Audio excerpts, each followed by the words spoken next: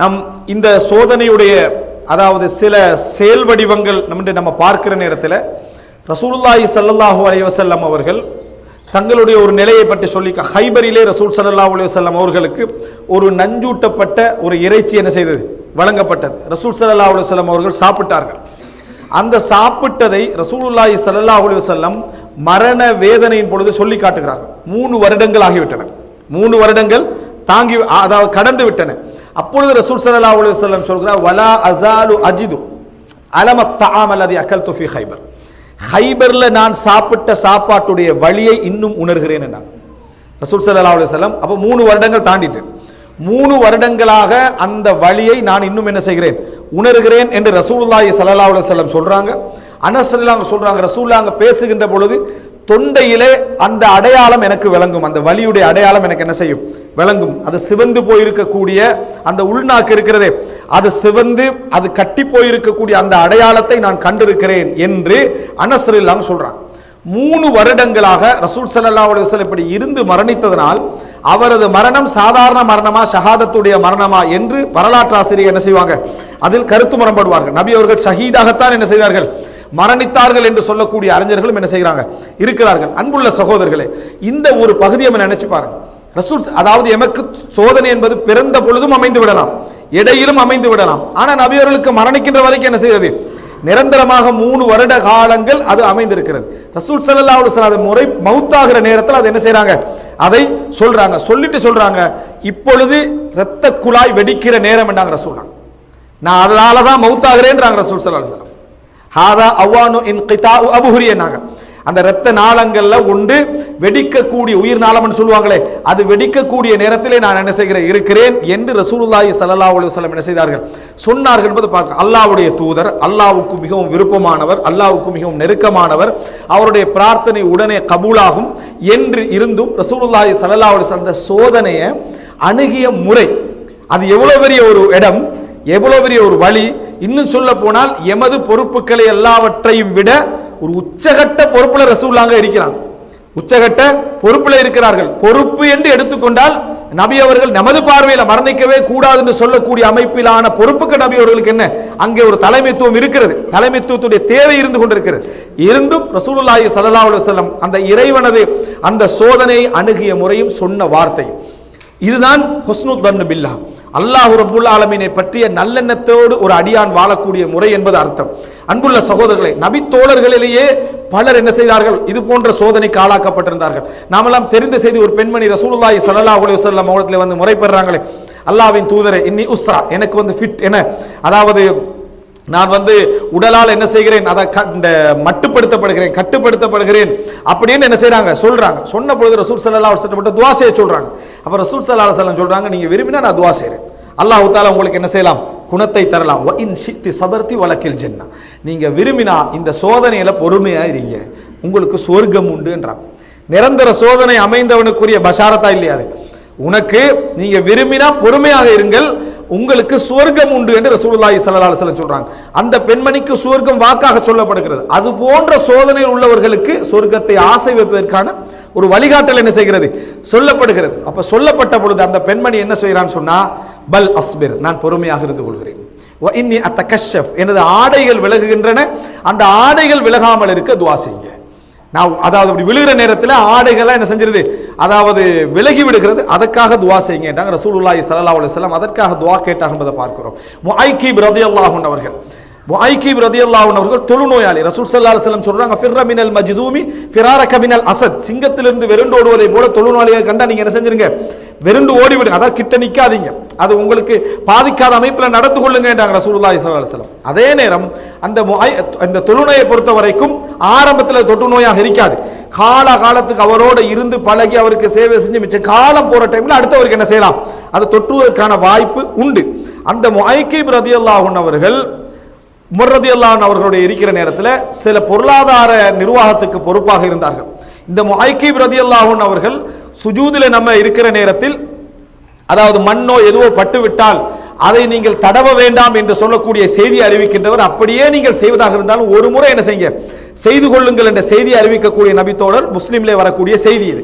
அன்புள்ள சகோதரர்களே, முஐகிப் ரலியல்லாஹு அன்ஹு அவர்கள் அந்த அவருடைய வரலாற்றை நீங்க எடுத்து படிச்சீங்கன்னு சொன்னால் இந்த நோயை பற்றி ஒரு முறையேனும் முறைப்பட்டதாக என்ன செய்யல உமர் ரலியல்லாஹு அன்ஹு அவர்கள்ட்டயோ நபித்தோழர்கள்ட்டயோ அல்லது தான் நடத்தப்படுகின்ற முறைகள் பற்றியோ ஒரு முறையேனும் முறைப்பட்டதாக ஒரு செய்தி என்ன நம்ம காண முடியாது. இந்த பெண்ணுடைய செய்தி வருது, ரசூலுல்லாஹ் பொறுமைன்னு வழிகாட்டினாங்களே, இது மாதிரியேனும் ஒரு முறையாவது என்ன ரசூலுல்லாஹ்களோட இருந்தும் அவ்வளவு நெருக்கமானவராக இருந்தும் அப்படி ஒரு முறைப்பட்டதாக ஒரு செய்தியை நம்ம என்ன செய்ய முடியாது, காண முடியாது. அன்புள்ள சகோதரர்களே, இம்ரான் இப்னு ஹுசைன் ரலியல்லாஹு அன்ஹு அவர்கள் அவர் மூல வியாதியால் என்ன செய்தார், பாதிக்கப்பட்டிருந்தார். 7 வருடங்களுக்கு மேலாக அது அவர் பல வருடங்களுக்கு மேலாக அவரிடத்தில் என்ன செய்தது, அது தொடர்ந்து இருந்தது. பவாசீர் அவருக்கு தொடர்ந்து இருந்து கொண்டே இருந்தது. சஹீஹ் முஸ்லிமிலே வரக்கூடிய செய்தி, இம்ரான் இப்னு ஹுசைன் ரலியல்லாஹு அன்ஹு மிக முக்கியமான நபித்தோழர்கள்ல ஒருவர்.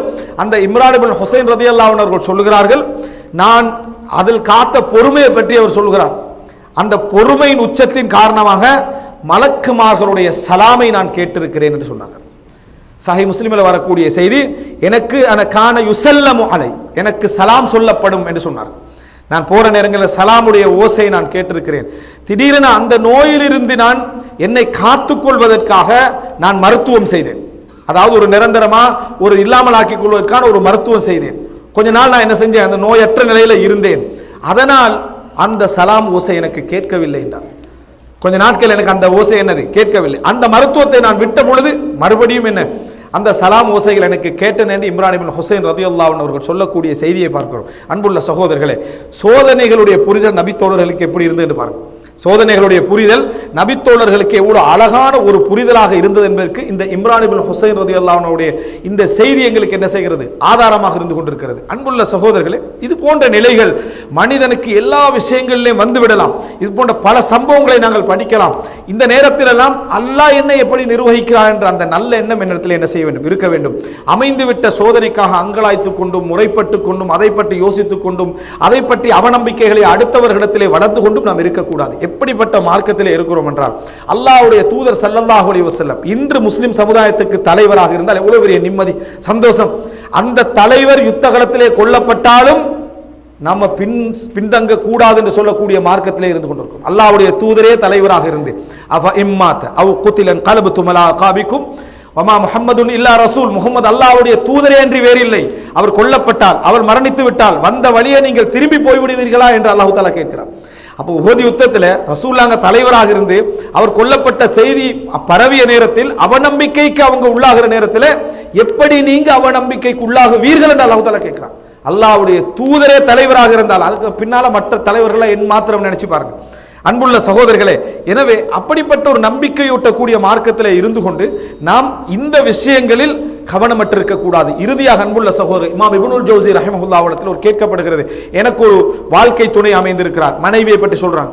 என்ற வாழ்க்கையில எந்த ஒரு விஷயம் செய்தாலும் அவர்கள் திருப்தியாக இல்லை, எதிலையும் எனக்கு நல்ல வார்த்தை சொல்வதில்லை, நன்றியோடு நடந்து கொள்வதில்லை, அடர்ந்தேறி பேசுகிறாள், பொறுமையாக என்னால் இருக்கவே முடியவில்லை, என்ன செய்ய என்று இமாம் இப்னுல் ஜௌசி ரஹிமஹுல்லாஹ் இடத்தில் கேட்ட பொழுது அவர் சொன்ன பதில் என்ன தெரியுமா, அல்லாஹு தஆலா நீ செய்யக்கூடிய பாவங்களை அழிப்பதற்கு ஒரு சோதனையாக அந்த பெண்ணை உனக்கு என்ன செஞ்சுக்கலாம், ஏற்படுத்தி இருக்கலாம். உன்னோட வாழ்க்கையில் என்ன ஏதோ ஒரு பாவம் உன்ட்ட என்ன செய்து இருக்குது, ஒரு கஷ்டம் இருக்குது, ஒரு வேதனை இருக்குது, அந்த பாவத்துக்கு அல்லாஹ் தஆலா உனக்கு தண்டனை எழுதாமல் இருப்ப இப்படி ஒரு நிரந்தர சோதனை உனக்கு என்ன செய்திருக்கலாம், ஏற்படுத்தி இருக்கலாம். அவர் சொல்றாரு, இது போன்ற முறைப்பாடுகள், மனைவி இப்படி இருக்கிறார், நிறைய என்ன செய்யறார், என்னால கட்டுப்படுத்திக் கொள்ள முடியவில்லை, அல்லது கணவன் இப்படி இருக்கிறார், முறைப்பட முடியவில்லை என்பவர்கள்லாம் தெரிந்து கொள்ள வேண்டிய விஷயம், உன் வாழ்க்கையுடைய சோதனையுடைய ஒரு பகுதியாகத்தான் அவர்கள் ஏற்படுத்தப்பட்டிருக்கிறார்கள் என்று இமாம் இப்னுல் ஜௌசி ரஹிமஹுல்லாஹ் அவர் என்ன செய்கிறார்கள், ஒரு வழிகாட்டல் சொல்கிறார். வாழ்க்கையில சில விஷயங்களை அங்கீகரித்துக் கொள்வதற்கு எமது பக்கத்தை நாம் பார்க்க வேண்டும் என்று சொல்கிறார். நமக்கு ஏற்பட்ட சோதனைக்கு நம்ம பெர்ஃபெக்ட் 100% நன்றாக இருக்கிறோம் என்ற கோணத்தில் என்ன செய்யக்கூடாது, அணுகக்கூடாது. எனக்குள்ள குறையை மன்னிப்பதற்காக கூட அல்லாஹ் என்ன செய்திருக்கலாம், அவர்களுடைய சோதனை எனக்கு ஏற்படுத்தி இருக்கலாம், அவர்களுடைய சோதனையை எனக்கு ஏற்படுத்தி இருக்கலாம் என்ற ஒரு புரிதல் நடக்குமாக இருந்தால் அந்த இடத்துல அவன் என்ன செய்வான், பொறுமையாக அந்த பிரச்சனைகளை கையாள்வதற்குரிய வழியை பார்ப்பான். அன்புள்ள சகோதரர்களே, இஸ்லாமிய சமுதாயத்தில் குருடர்களாக இருந்து கண்டறியாதவர்களாக இருந்து வழிகாட்டிய தலைவர்கள் 1000 பேர் இருக்கிறார்கள். கண் தெரியாதவர்கள், ஆனா சமுதாயத்துக்கு என்ன செஞ்சிருப்பாங்க, வழிகாட்டி இருப்பார்கள்.